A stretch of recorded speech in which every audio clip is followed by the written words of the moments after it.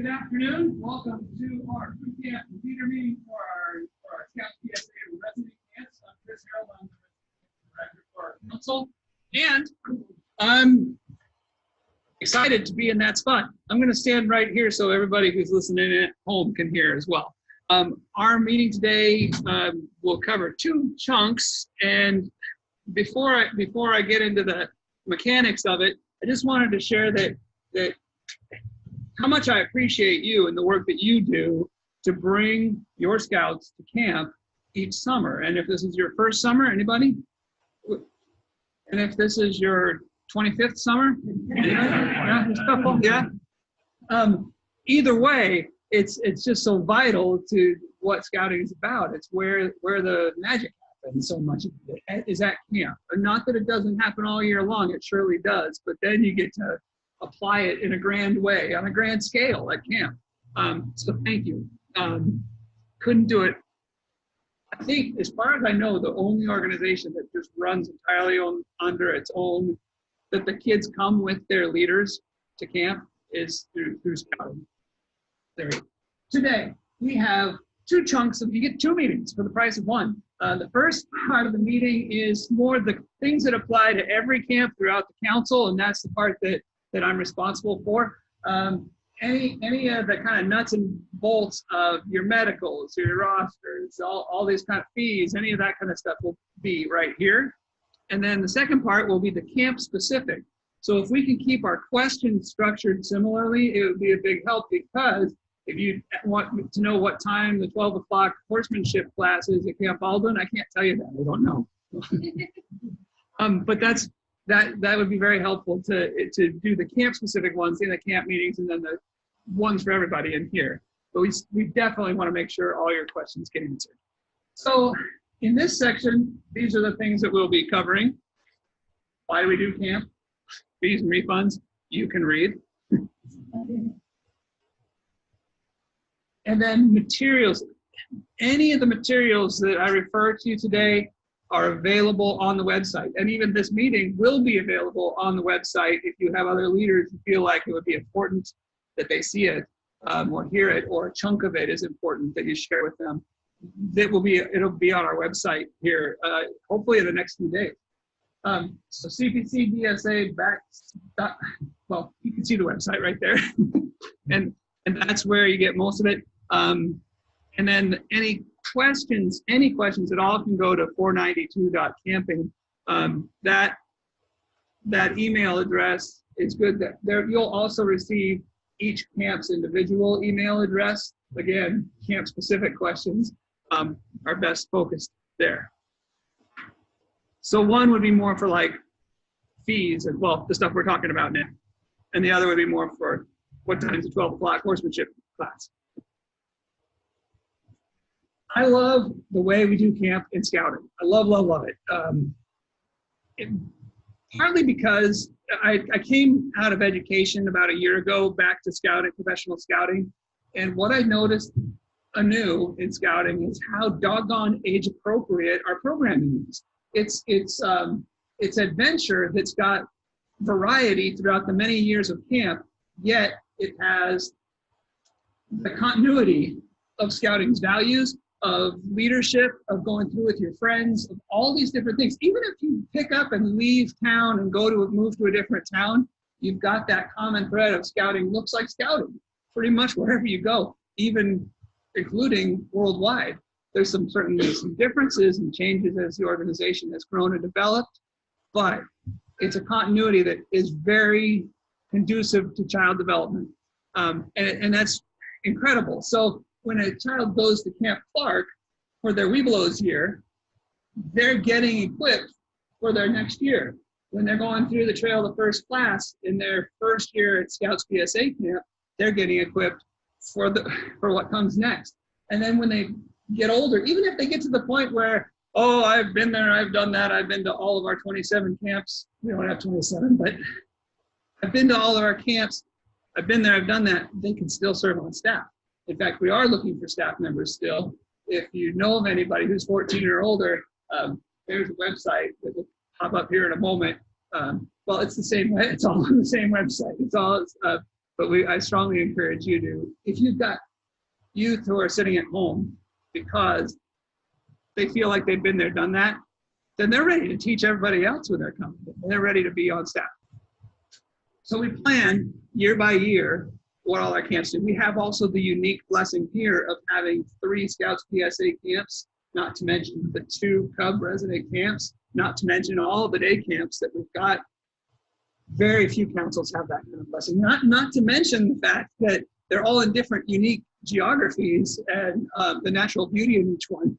You don't find councils like that. And so we appreciate you utilizing them all, because as they get used, that continues to pay for them. and we get to keep those lovely gems that we've got scattered throughout Northwestern Oregon. When you go to camp, you get to see scouting in action too. Hopefully when your scouts arrive at camp, they're seeing what walks off the pages of the handbook in the staff. They're seeing role models. They're seeing people that they aspire to be. Because I've learned that they don't want to be you and I. They want to be staff members. They want to be the older teens. That's who they're aspiring to be. And hopefully we're giving them some really great role models to look up to when they come to camp. And we, parents, leaders, we get to have fun too when we're at camp.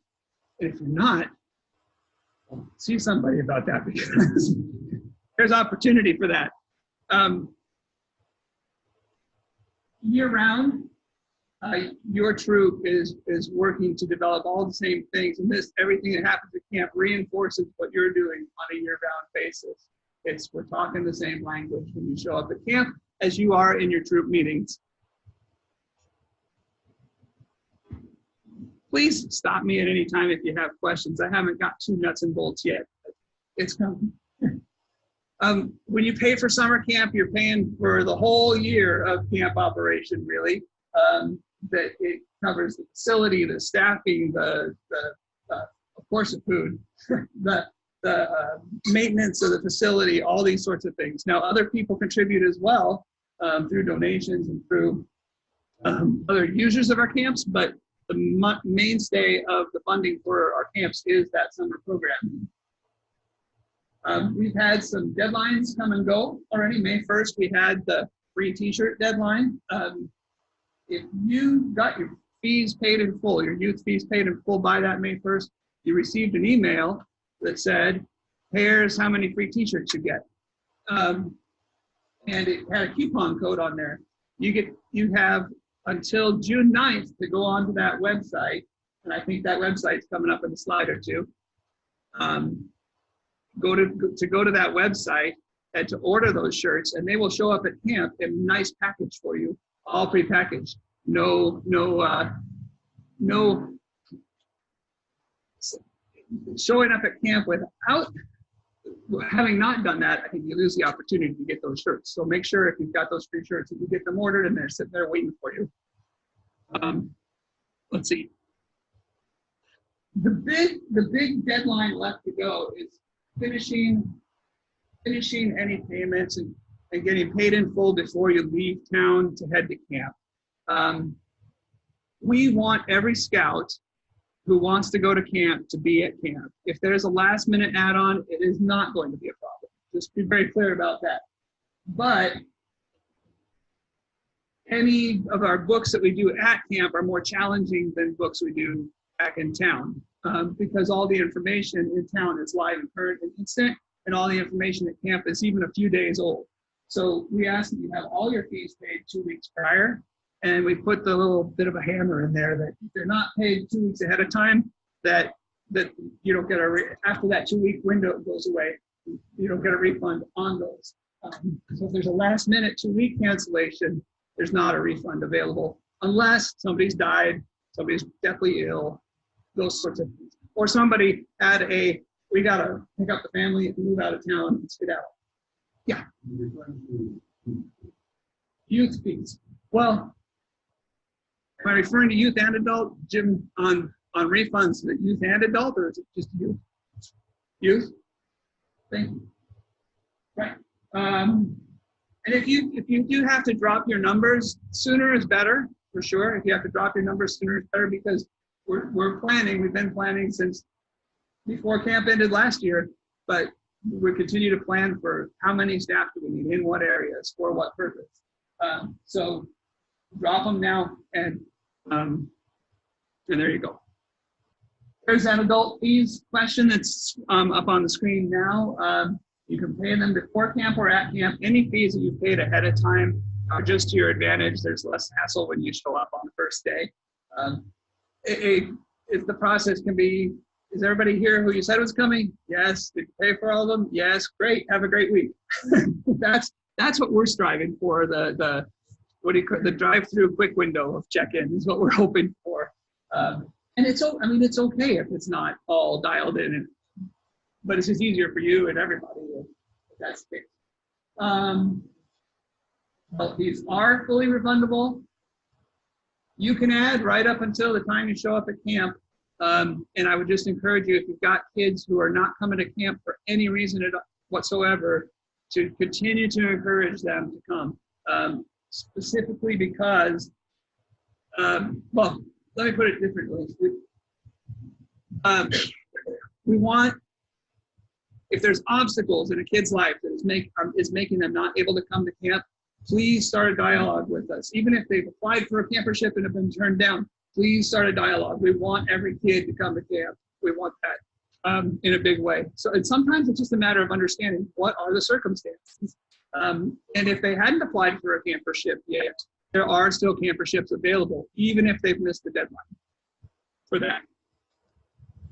And if you have visitors, and we encourage visitors through the week, just make sure that please that they're paying for their guest meals in either the training post or office.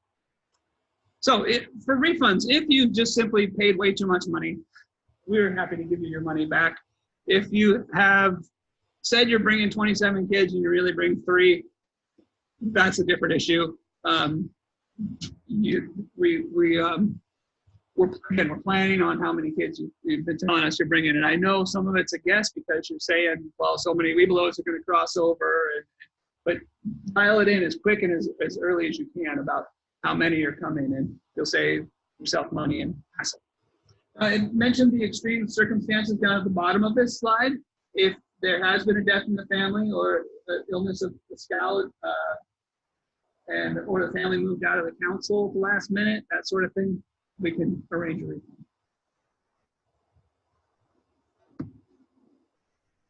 More refund stuff. If the 2-week window is gone, and then when you show up at camp, that's when we'll do the refund paperwork. We give ourselves a wide window of refund checks being mailed out by October, which is long. We're trying to under-promise and over-deliver on that front, and we think we've found a way to do that. That's our hope. That said, there are, I don't remember how many hundreds, 800 some odd units between the Cub Packs and the Scouts PSA troops, all coming in with different arrangements and different kids, and the numbers going up and down all summer. So to sort it out and make sure we get it right, we give ourselves a wide berth. It's better to do it once and do it right. Those will go, any refunds would go to the camp committee, the troop committee chair, and they would get made out to the troop. We have had a few calls come into the office from individual families saying, well, my child's not going to camp, can you send me my money back? And we can't. We need to send it to the troop, not to the individual family. What I didn't mention about changing the numbers of who's coming to camp is that you can do that in Tentaroo online, or you can do it by sending us an email, or you can do it by calling the office. Any of those 3 ways. We'll make the change. The camp rosters are important for a multitude of reasons. It's when the fire comes over the hill, we want to know who we need to have accounted for sure. It's an emergency procedure at least. In addition, the state of Oregon says you must do it. And our Boy Scout national standards say we must do it. So it's just mostly a matter of knowing who is there, who do we need to account for. Tentaroo is our process for creating them, and that's for Scouts BSA camp. When you log into your your Tentaroo account, that's where you get the option to create your roster. your most recent, I think it's within the last month, that your membership, your troops membership, has been downloaded from the national website to Tentaroo. So it should be up to date as of about a month ago of everybody who is registered with your troop. I think there's provision for adding new scouts in there as well. And there is a tutorial of how to create a roster on the website as well. So you can put your roster ahead of time. That gets you into signing up for classes and all those sorts of things, because you have to be on the Tentaroo roster to sign up for classes, at least before you come to camp. You do. We do have a paper roster available. That's the roster of last resort. Nothing at all worked. And we showed up at camp and, oh my gosh, we missed that step. So paper is the roster of last resort. We're taking care of those online. And the website to go to for the tutorials is right there.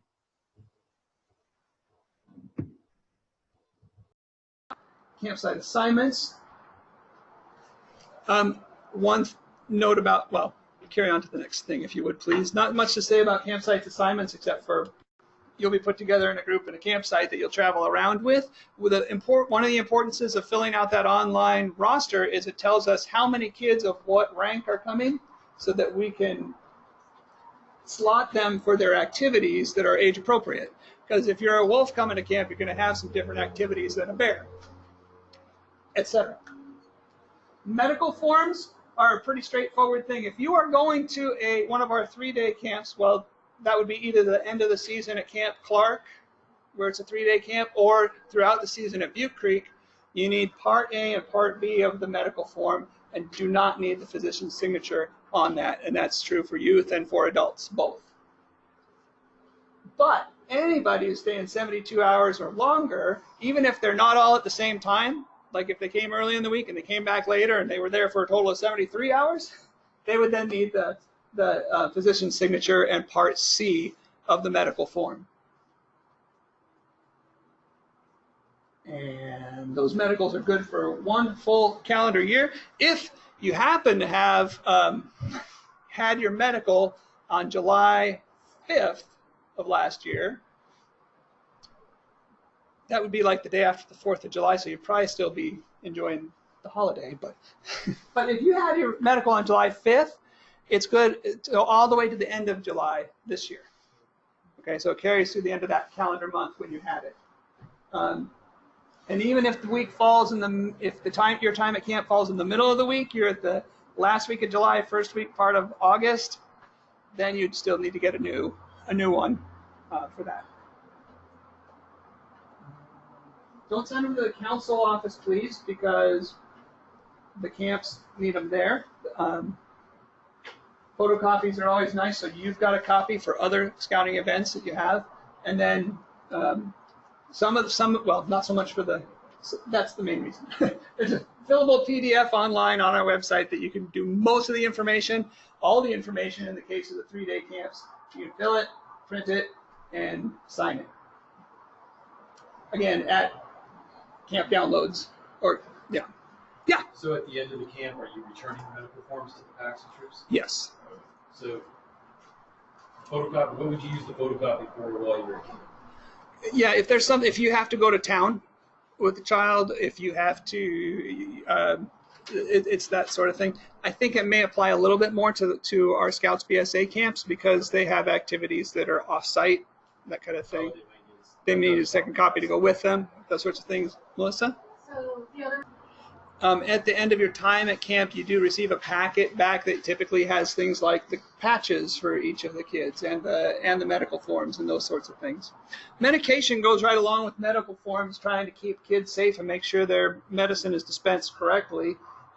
So for our Cub camps, medicine is stored in the health lodge, but the adult leader goes with the youth up to the health lodge and tracks when it's time to get that medication. There's a log that has to be taken of any time medicine is administered to our kids while they're in our care. And these two come from a lot of state rules. Scouts have additional rules that go along with that, but it's essentially just trying to keep track of medicine and not have it willy-nilly all over camp. All right. The tricky part of it, sometimes you'll get like a pill container. Here's Mondays, Tuesdays, Wednesdays. You can't do that. We have to have the original container with the prescription and the name of the person who's to receive it. That's a common point of slip up that we really need to be attentive to. If you are one of the leaders and you need medicine and you could keep it in the health lodge, but we also have locked containers that you can lock to a thing in your campsite and take it on your schedule. Some medicines require refrigeration, and we are fully equipped to make sure that is refrigerated. And then tracking the medications and the times is important to making sure people get them when they're supposed to get them. What not to do. Nice, good Deb. I don't think these were taken as pictures from our camps, but they're spectacularly colorful. And you have to put pictures in a PowerPoint. It's a rule. Youth protection, keeping kids safe. Anything we do in scouting doesn't matter so much if we don't keep them safe in some form or fashion. Our youth protection rules are pretty darn clear. Each unit must have 2 adult leaders of 21 years or older. And let's see. Well, essentially, just exactly what it says here. They must have the youth protection training. So that leader who registers the day before camp starts, their background check won't be complete, and so they won't be finished and ready to start yet. PACs who would be coming from out of council, there's only a few, but it's important to note that we need proof from myscouting.org of your youth protection training and that it's current. And I say that mostly for those out of council people who may be listening online. So, a question about that. Sure. So, all of our leaders are trained. Do we have to bring a piece of paper proving it, or is it just going to be in the site and we registered online and you know that's with the youth protection training? Right. Camp director, you want to clear? Yeah. It's on our list if they're registered. Okay, so we don't have to bring a copy of the certificate you get or anything. Only if you. It's last minute. Yeah, only if it's last minute, like you took the training and you have the certification, but it's not in the system. So you may want, like within a week at camp, let's say, I would bring your certificate with you, just for that purpose. But otherwise, it should be on our. Can you talk a little bit about adults beyond the 2 leader minimum? Because I think for Clark, everyone has to be registered adult leader. And then I don't know what the policy is for Butte Creek. Yeah, if they're staying more than that 72 hours, they all must be registered leaders. Butte Creek, we just need 2 registered adult leaders, and if a third parent comes, right, whatever, as soon as they get that. And another question that has come up over time is that, well, a lot of times it'll be just 2 or 3 kids, and then having a hard time finding another leader for those 2 or 3 kids. And should that come up, we will work with you at camp because there's a lot of leaders in camp. The trick is, there's a lot of registered leaders in camp. The trick is when you combine this pack and that pack, who each have 1 registered adult leader, they each have to know that they're watching out for each other's kids and they are the second. It's not something we like to advertise or put out there a lot. We prefer that we just have the 2 adult leaders because kids know them and that sort of thing. But we also would prefer that kids are able to go to camp. Todd, quick collection on here. Is all adult leaders at camp have to have youth protection training? It's recommended that all adults in camp, it's recommended that all adults complete this youth protection. All registered adult leaders must have completed youth protection training in the last few years. Yep. And there have been a few changes in this over the last years about age of the leaders and who needs the training and all that sort of thing. Yeah. But you can have, as long as we're going to have 9 adults going to Butte Creek. So we're going to have plenty of, and they're leaders. So they're, most of them are leaders and they're registered. We have 1 parent right now who's not registered who's going to be going. So do they all have? Be a problem at Butte Creek. Okay. You would just need YPT. I would recommend, not required, I recommend all leaders. We're telling all adults. Most pastors, and you know what, and that's not too much to ask the parent. Yeah. So, and just to be clear, you have to have 2 adult registered at every activity, right? And if you're taking a female participant, you need 1 registered adult to be a female. So in this day and age, registering moms as community members is going to have to be our new world, right? For us, most of our registered adults are female anyway. But I mean, in general, making sure that you've got ample in that, I mean, as we move forward, because it is a special thing. You can have 2 women and adult leaders and 5 boys, it doesn't matter, right? But because of that, you need to make sure that every woman, especially the Cub Scout pack, that is okay with registering that. okay. We'll do our part to help maintain these youth protection standards. The camp shower houses, of course, are separated by age and by gender. That may look a little different from 1 week to the next week, because 1 week we may have way more females, and we have to put females in a shower area big enough for them. Right, so it just depends. We may change to meet the need, but we'll make sure it's separated and posted and all those sorts of things. Sleeping areas, same way. And you have to be within 3 years of the person you're sharing a cabin. I think we covered the 72-hour rule. And, of course, the one-on-one contact between adult leaders and youth members, except for your own child, is prohibited inside and outside of scouting. And we talked about what if your unit is struggling to get there. Let us know as soon as possible. Our camp directors are good at matchmaking with different units who are having the same challenges. All right. A couple notes. Sometimes parents go on vacation when their child is at camp, and there have been times where that child has gotten sick or needed to go home or something like that, and they didn't leave any kind of information about where to find the parents. They really, really wanted to be gone on vacation. That's not nice if you're the adult leader. That's not nice. Insist if they're going on vacation that you know where they're going, how you can reach them, who's going to take care of them when their child comes home and early from camp by some unfortunate happenstance. That's important that you gather that information. Having a sort of a phone tree for both emergencies and non-emergencies. You could have someone at camp who's designated to start that phone tree to say the cool stuff that's happening at camp as well. So that's a good way for quick communication. Cell phone coverage in all our camps is spotty at best. It's a good time for a vacation. Clark probably has the best, and your camp directors will know exactly where to go to find the good coverage.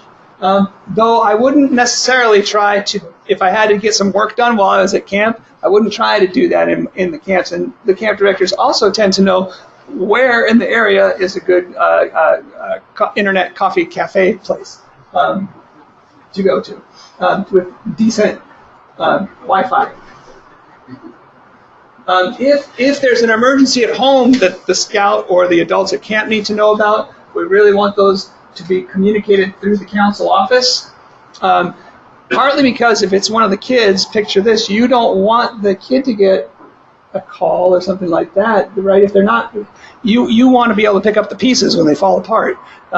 You want to be there for them and know what in the world is going on, or not why Johnny or Susie went over the hill by themselves because they were distraught over something that happened. And that's for just emergencies. And there is an after hours answering service, and as well, they will connect with the camps as needed. We mentioned that visitors are welcome in our camps, day visitors. And so that last day at dinner time is the best time. It's nice to know a little bit ahead of time if the whole pack and 30 parents are going to come up, because that's a lot of extra meals that we weren't necessarily planning on. So if you're going to have that sort of a celebration with camp, let us know ahead. And then we talked about there's a fee for the meals, and you pay for those in the trading post from the office. Everybody who shows up at camp needs to check in at the camp office or when they leave camp. Just again, so we know when the fire comes over the hill where everybody is, who we are missing or who we're not. And again, I don't think we've had smoke in the area, but no fires coming over the hill in camp. for a long time. All right. What else? And that's for everybody, really everybody. So there you go. It could be that there's a parent who comes at camp to pick up their child and they are not authorized, or another relative who comes up to pick up the child and they are not authorized. They won't be allowed to do that. If there's anybody who's not authorized to pick up a child, that should for sure show up on the medical form, because that's something we need to be a partner with parents when there's those issues that come up in families.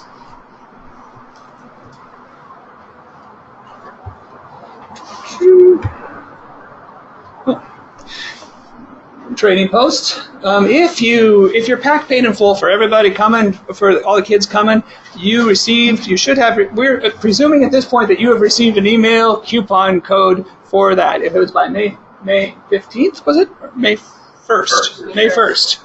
If it was by May 1st, then you should have received that coupon code, and you can go on to the little store online, which is here, and you can use your coupon code and get all the free shirts you're entitled to, which will be in a nice, neat little package at camp when you arrive, if you order them online. If you don't order them online, you're taking a chance that everybody else in camp's going to run to the store and buy your shirts, and then we'll have to reorder and send them to you after camp. So order them online. There's lots of shirts at camp. You'll have the opportunity, but the camp shirts that we purchased specifically for those who paid with that early March 1 deadline, it's a good idea to order those online ahead of time, and they'll come pre-packaged for you. Well, Pack's name. It's a good idea because this incentive expires June 9th. That's the other piece, right? Right. So if your coupon is no longer valid after June 9th. You still get the shirts, right? You can still pick them up at camp. If you order them. Oh, yeah. Then you're done. The coupon codes are not valid after June 9th. Yeah. What does the coupon code do? It allows you to get the free shirts that you're due if you order online. If you don't do it by June 9th, you have to pay version. So if you're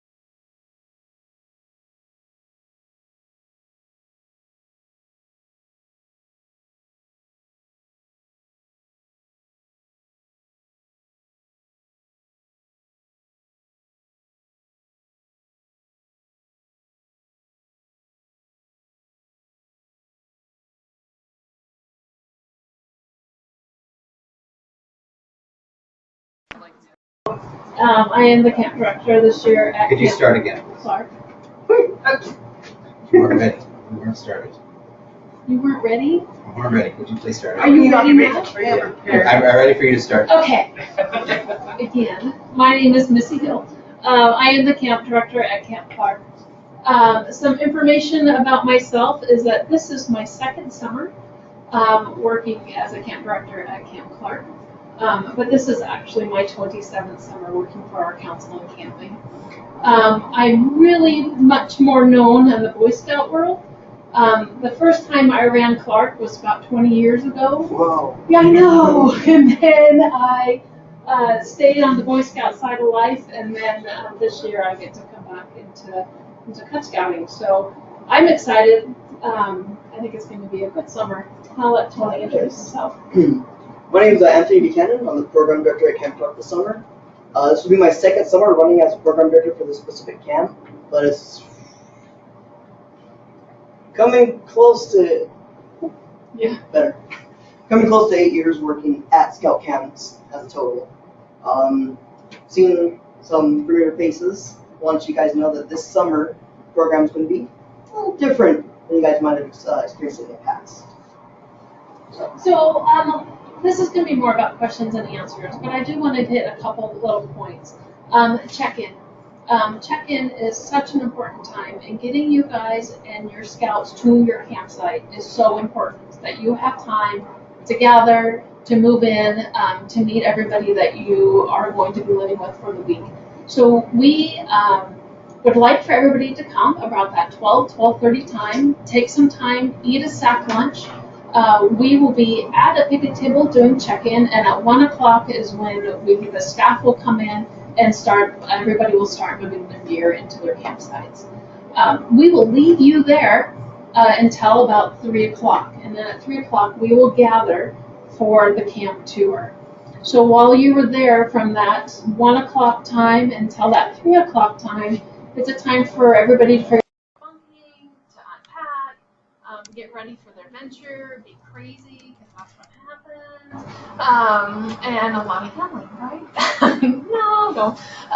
And then our staff will come in about 2:30, and we're going to do your health checks in your campsites this year. We're going to try and take the stress out of that parking lot and that stress out of the tour that we've done in the past. So we're going to try it new. First week that we do this, if you're coming on week 2, 3, 4, 5, it might change a little bit. But week 1, thank you for being our guinea pigs. We appreciate it. Yeah, that's awesome of you. Any questions about check-in at all? I came up with something that had a root question. I've got parents that are splitting the week. Okay. Not registered leaders, because they're only going to be there for 2 nights. How do we get them on the roster? You know what? If you can't get it on there, we can do it at camp. Okay. We'll just handwrite it in. Okay. Yeah, not a big deal. I didn't. Yeah. So. Not on my end. It's not a big deal. Yeah. Yeah. If you really want to stay the whole week and Yeah, we can write in. And also with that is think about if you do have guests that are coming, even if they're just coming for an hour or 2 hours, everybody who is going to be in camp needs to be on that roster. Otherwise, we have to hunt somebody down to say, yes, this person is okay to be in camp. So everybody's names on those rosters would be super helpful. Nobody's banning that anymore, so I hope that it's all good. Any other questions about that? Okay. Many of you have been to Clark before, it looks like. Anybody not been there before? Okay. The campsites. Clark has taken out most of, if not all, by the time you guys come, tents. They're all the mini decks. Most of the mini decks at this time have a wood platform for a bunk, but some of them are missing that. So I will try to communicate that to you. If you're in a campsite that has the wood platforms or not, we should be calling you about a week or 2 before your arrival and communicating what that might look like for you, so that you know if you need to bring bunks or anything. If not, or cots, thank you. I would highly recommend pads, because those wood things are not very comfortable. Yeah. So I just want to communicate that with you real quick. Yeah. Sorry, did you guys have a question? I was just going to ask, when we get our camp assignments, how soon is that? I try and do it at least 2 weeks before you arrive. I am also the camp director at Merriweather too, and so so like I'm working Merriweather's right now, and then I'll work Clark's, and so you'll know soon. Yeah. Will you be renting cots? We currently don't have that, but that's not a bad idea. He's trying to. I remember Josh packing a Clark around the church last year. Yeah. Well, I have these for you. I don't know what happened to that. It didn't happen, huh? They tried to Yeah. Oh, was it? Oh, I was going to say, it's news to me. Like, Yeah. Well, it was Josh, so. Oh, okay. Yeah. His thing. Yeah. Yeah, so I would not say we're going to do it, but I think it's a great idea. Yeah, thank you. Regarding your guys' campsites, I've had some adults ask me if there's going to be space to set up their own tents, because some aren't going to bring their own tents. Each campsite should have a designated area where you can set up your own tents, if that's what you guys would like to do as well. Regarding hammocks, another big question. We would advise you guys not to bring those. My personal one has its own metal frame that kind of broke a few times. But hammocks up there, many times they're not set up in a proper environmentally safe way and are actually damaging the harmful to our trees. So beforehand, if you guys would like to bring a hammock, I prefer you guys didn't. I'll have my own personal one out in the field. If you guys have taken naps safely, you guys might recognize that big old monstrosity. But yeah, again, if you guys want tents, there'll be space in each of the 9 campsites for a tent. Great. Any other questions about move-in, check-in? Yeah. Are there any things we should tell our groups about food and camp? Oh, that's next. Oh, that's next. Yeah. Anything else? Check-in. Okay, food, the most important thing and the most important part of our day. It is changing a little bit at camp.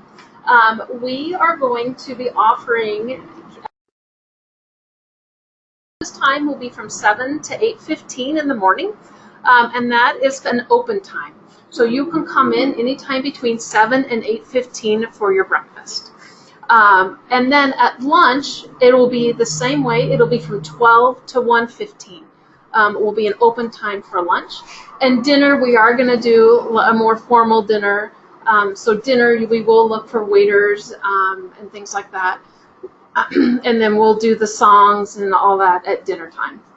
But breakfast and lunch will be more of a come in between the hour and 15-minute time for that. So you don't need KP volunteers for breakfast and lunch any day? No, just dinner. Yeah.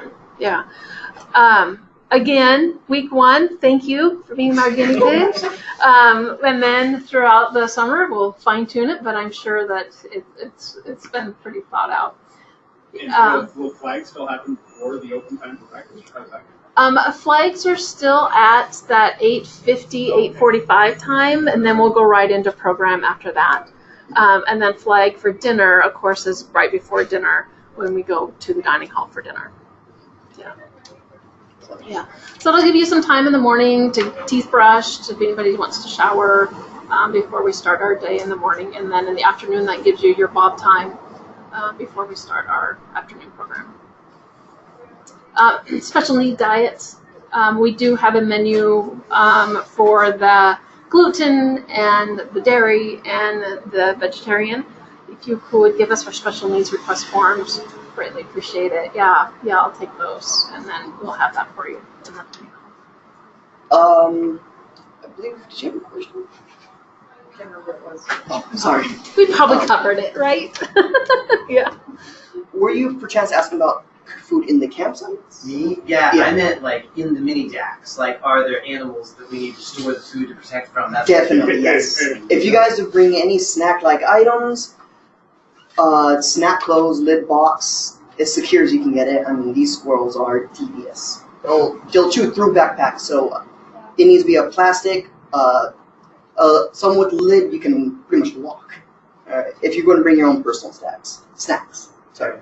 If you bring anything refrigerated, I would prefer that we store that for you in the dining hall and not in your campsites. But it's just squirrels to worry about. Squirrels, chipmunks, raccoons. Raccoons. At one point, there used to be bears on property. I cannot quote that anymore. That was 20 years ago.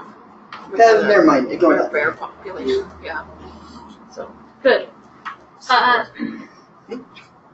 Great. Tony's going to talk for a few minutes about program, and then we'll go into some more questions.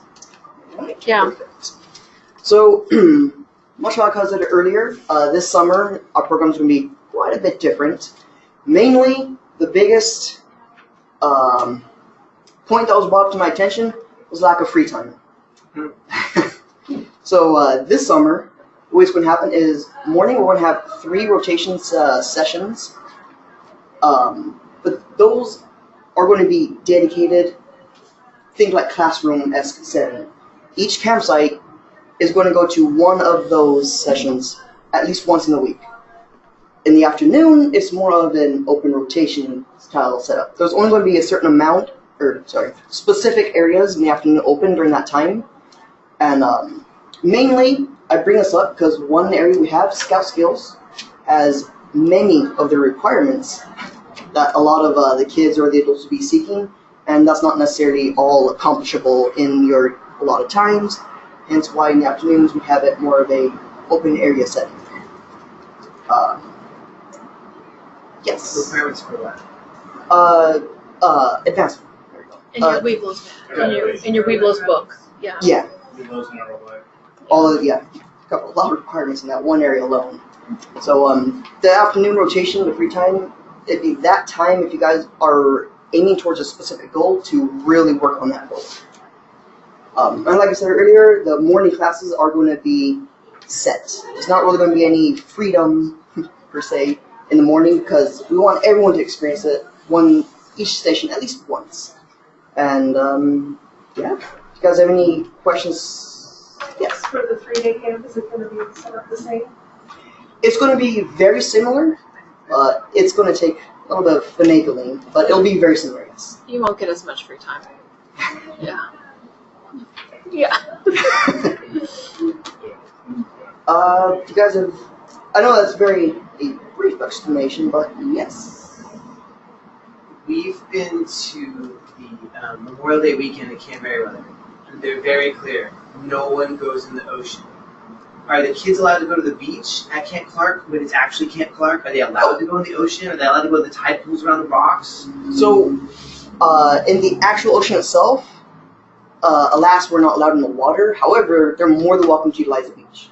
Okay. It is a beautiful area, and we won't want to necessarily keep that away from them. And the tide pools, we will be taking, depending on the tide, we will be doing a dedicated tide pool hike for anyone who would like to attend, youth or adult. And it's really hard to stay dry during that hike. So yeah, but alas, we can't have anyone swimming or frolicking in the water as much as I would love to. Can they play in the creek? In the creek, I believe so, yeah. The creeks are fun. They really are. Yeah. So you're going to have a sign-out binder to know who's at the beach, and it's Yes. leadership with adults. Yeah, You can't go down with your buddy by yourself. You have to go with your adults. correct. Much like Sign up. much like virtually everything we do. Down at camp, we'll have a specific binder set in the dining hall for beach sign in and sign out. Like I said, at least one adult. If you're going to be taking a group of kids, I prefer you have multiple adults because as soon as you get there, they're gone. You're going to lose them pretty quickly. So I remember there being announcements morning and evening, and those were pretty important for us to learn about opportunities like the night hikes or the tide pool hikes and stuff like that. So I know there were some things that were posted when you knew when you were going to do something, you would post it next to the door of the dining hall. But I'm wondering if there's going to be an announcement time in the mornings for us since it's open breakfast. Since it's open breakfast, for the most part, if they're, let's say, if it's going to happen tomorrow, I'll make sure you guys know the night before, so we have some prepared time, because as much as I would like to do announcements in the morning at flags, we don't necessarily have too much time during that time. So if it's a time-crucial activity, you guys will know the day before. If it's something, say, I personally found out the day of, I will make sure that you guys know. If we have to, we will be doing announcements at morning flags, though I'm going to try and shoot to have any sort of announcement or information to you guys before then. We should also be having a daily schedule posted every day. So there'll be like a flip chart of this is what's going on today type of thing near that dining hall area.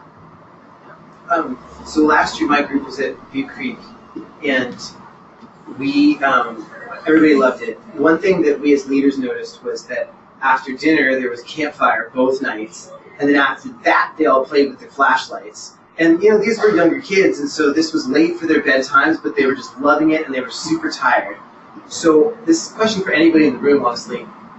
Do you have, part one is, do you have programmed after dinner? And part two is, now that it's longer, for more days I mean, do you have recommendations for how to manage their energy? Is every night a late night, and how would we manage that? So Welcome to yeah. Lots of energy.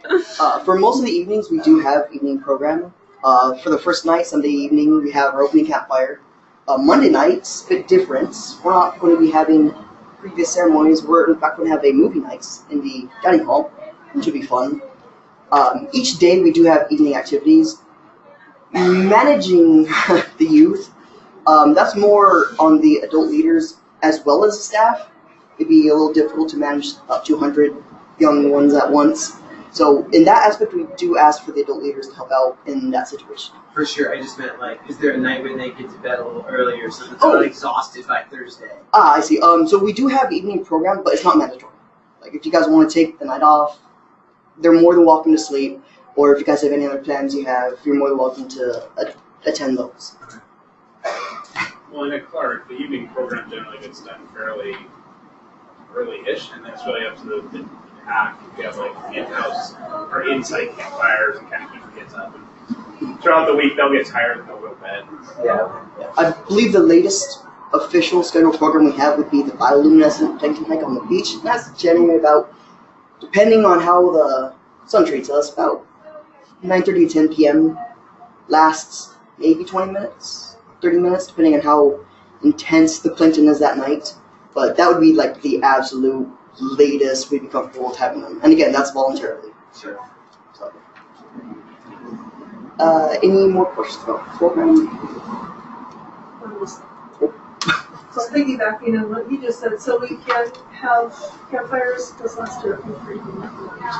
Yeah, as of right now we can, but it is subject to change on a daily basis. But yeah, we're. We need to bring your own wood. Each campsite will have one pack of supplementary campfire wood, but if you guys would like, there is a forest you can forage in. There's also the camp masters who run a year-round program at our camp. Has bundles of wood that you can purchase at camp too. They sell that at Clark, just like they do at Merriweather. Yes, yeah. It's also available in Talmud for people that sell. Oh, there's on the way to camp. Yeah, there's firewood everywhere. Yes. A programming for the adults, things for the adults to do So if they're not hanging out. yeah, we actually have several adult leader classes. As I mentioned earlier, a staple that we'll be running is Nap Safely. So, it's an official, licensed class. We have our own patches and everything. And that's just a class to. You gotta go. No, yeah, it's a mandatory. We also have a cast iron cooking class for adults. There is a station, an adult leader class specifically for those who are more comfortable with Cub Scouts but are transitioning over to Boy Scouts to kind of give you a heads up of what to expect then. There's a few things for adults to do. One of them, my personal favorite, if you guys heard of hobo golf. Well, essentially, as, we're going to have the adults, if they'd like to participate, go out into the forest and make their own golf club and their own golf ball. And then we have a course around camp that they golf around. Is any of this in the leader book?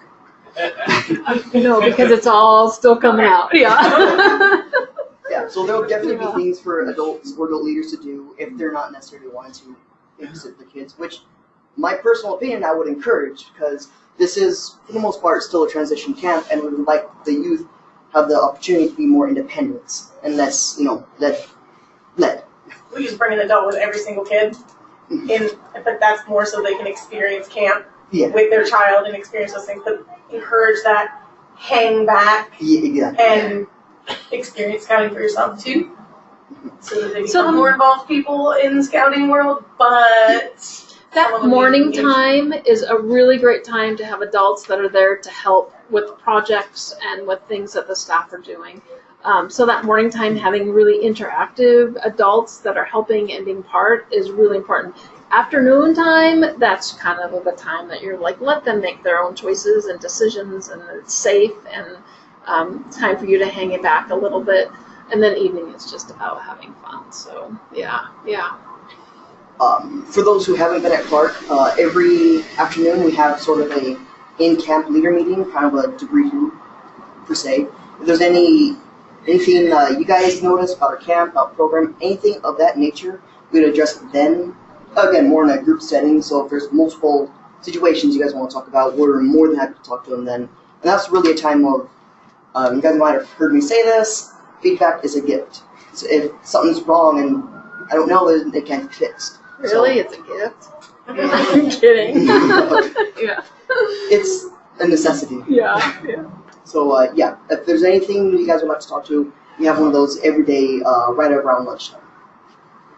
So one of the kits that we're doing at our woodworking kit this year is going to be this. It's actually going to be your first aid kit. So you'll build the box and then take it to the first aid station where then we will give you the equipment to do the first aid. Yeah. So they'll get to put the cross and everything on that. So that's kind of fun. One of the other things that we'll be doing, which is kind of new and fun, is that we have the staves. Tony knows much more about that. But we'll be doing decorating your staves in a couple of our areas. So for metalworking, you will probably be making the shield on your stave, and then leatherworking, you'll be making your handle for your stave. So trying to incorporate our program all around is kind of what we've been working really hard on doing this year. So this is a stave year, not an arrow year? So that we used to. So for those who don't know, Clark used to run on a 2-year rotation program. 1 year we'd run a program with staves, and the next year we'd run a program included with arrows.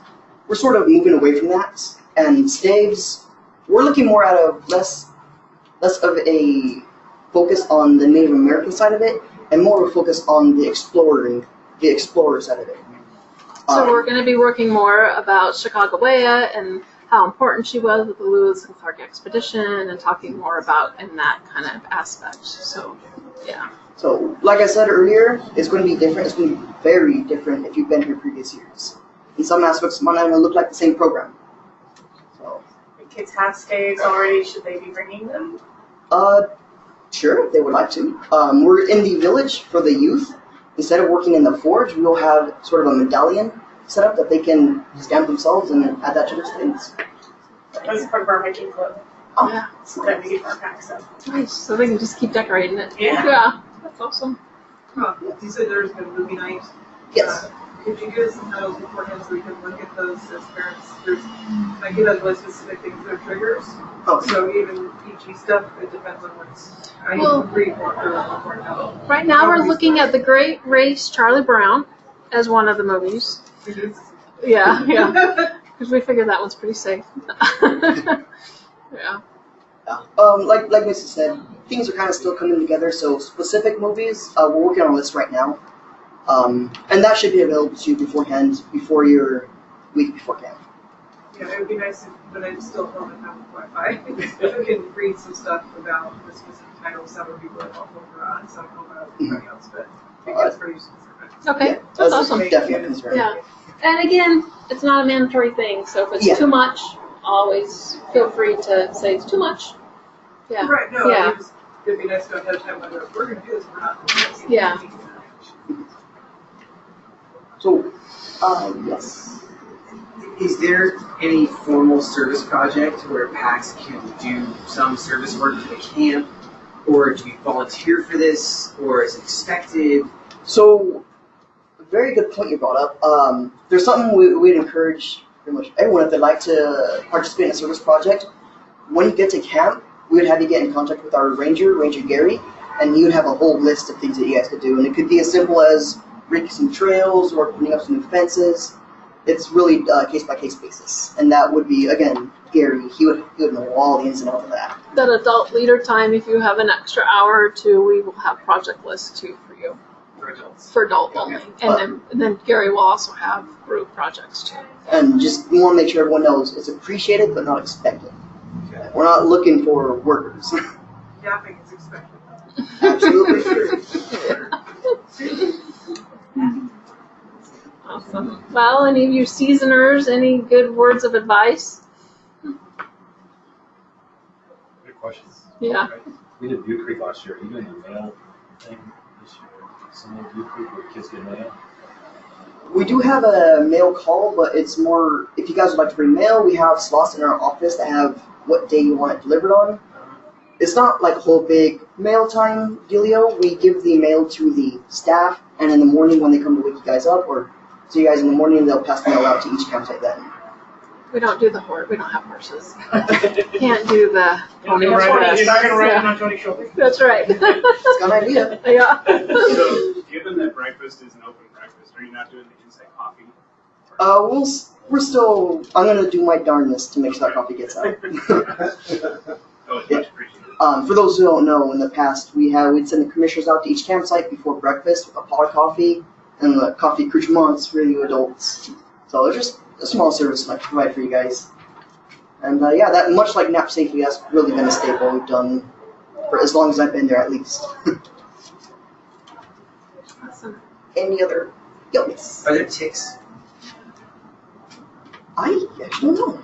No. Okay, so if they go running too through coastal. a grassy field or something, okay. Yeah, yeah. Running a camp, really realistically, the biggest insect problem you run into are hornets, and those are very pervasive at camp.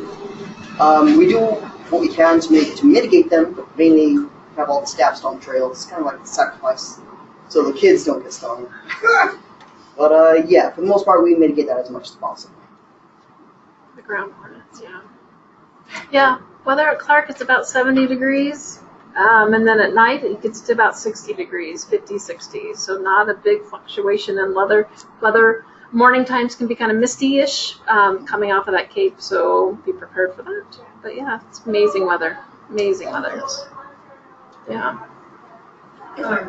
Yes. My sisters-in-law came for the last meal and didn't set their GPS before they left civilization. Good. And so people don't realize that you can't just turn on Google anywhere.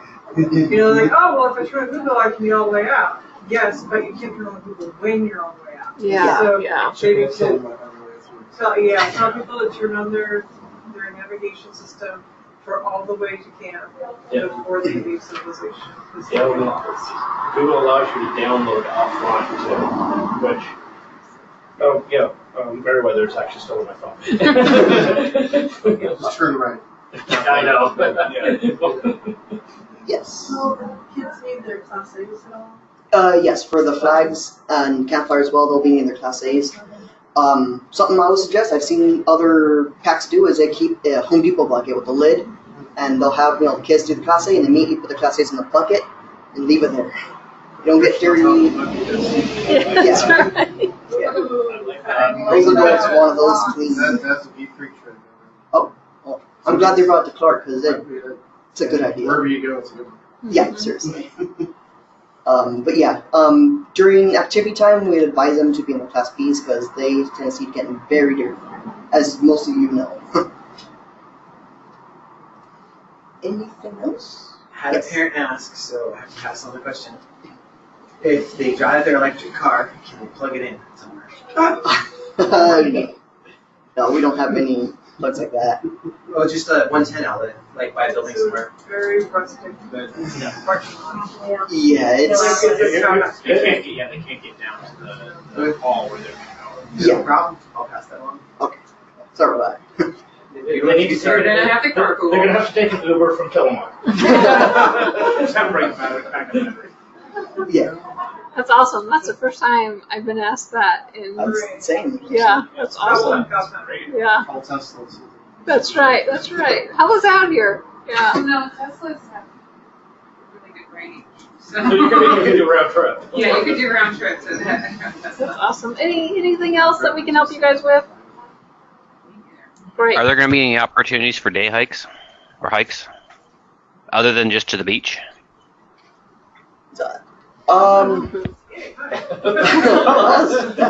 So we have one station that we offer a hike for, a nature station, and that's generally a hike around camp to teach the youth about the ecosystem, thank you, of the species we have at camp.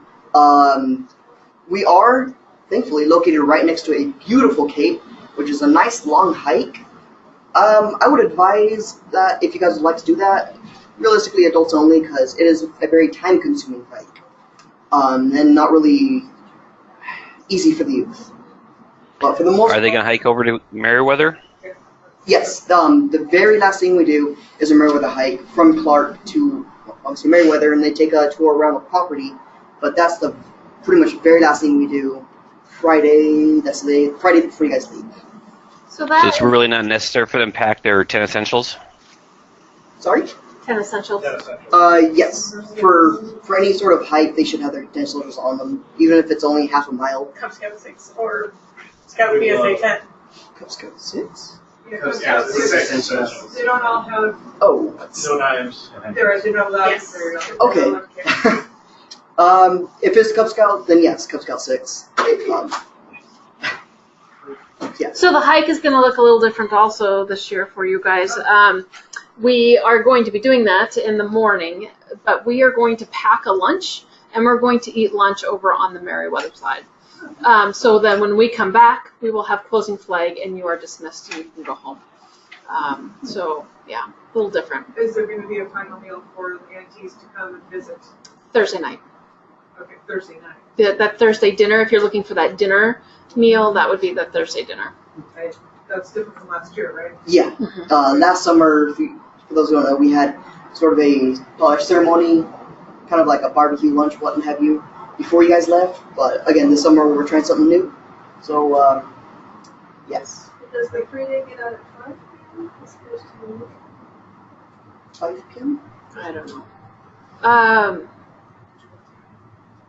Because you guys will be leaving on Wednesday, right? I thought it was a Thursday. A Thursday. Just a Wednesday, Thursday. I think it is. I think you guys leave right before the dinner time. Yeah. I think we do that closing flag ceremony and then off you go. Yeah. And then for the 5-day, do you know what time the closing flag would be approximately? Realistically, depending on how quickly we get back from the hike, is generally around 12:30 to 1. Oh. Yeah, it's pretty early in the afternoon. I would say latest you'd be leaving camp 1:30, maybe 2, depending if you haven't finished packing up your campsite or whatnot. Yeah. Any other? So you'll make that timing clear to the camp.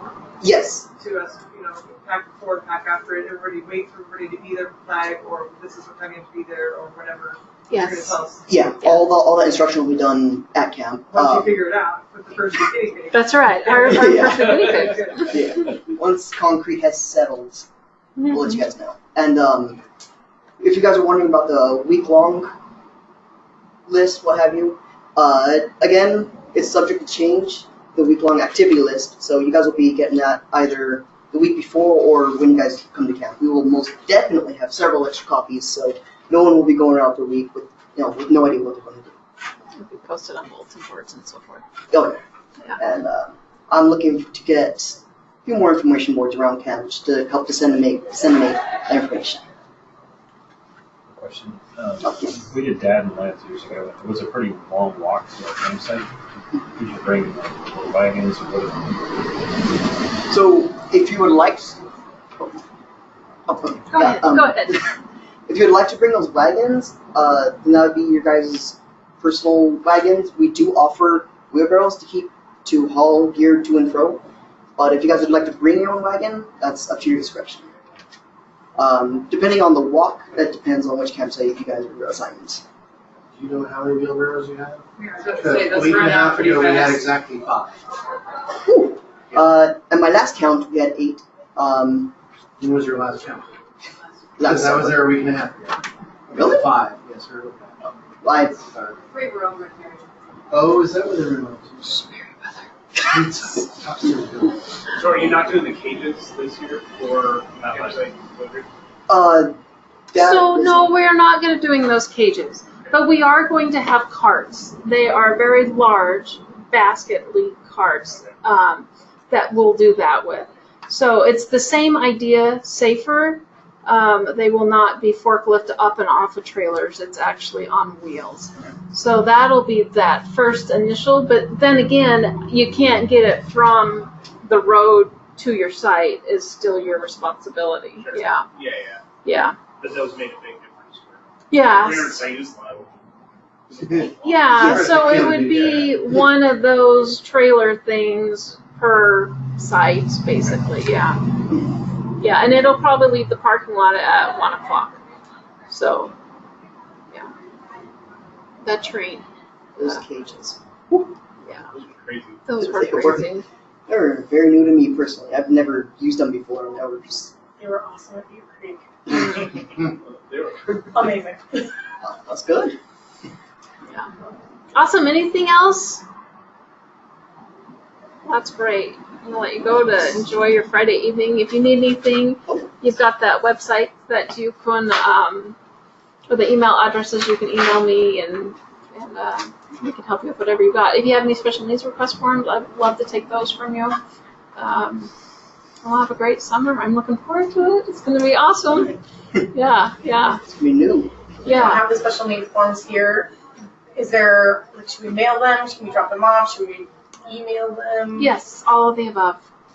However you can get them to me would be great. Awesome, because we're asking our families to have them, we don't come to August, but we're asking a lot of families to have them all done by our June PAC meeting so that I can have them all collected, and that way Emailing is them wherever they need to go. Great if you can do that.